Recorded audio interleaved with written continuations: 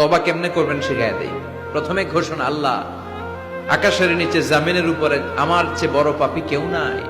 সগীরা কবিরা, জেনে না জেনে, ইচ্ছায় অনিচ্ছায়, শিরকে বেদাতি, শয়তানের ধোকায় পড়ে, নফসের ওয়াসওয়াসায় অনেক পাপ করেছে। আল্লাহ আল্লাহ আমি স্বীকার গেলাম, আমি পাপী, আমার চেয়ে বড় পাপী কেউ নাই। প্রথমে আপনি স্বীকার যাবেন সব।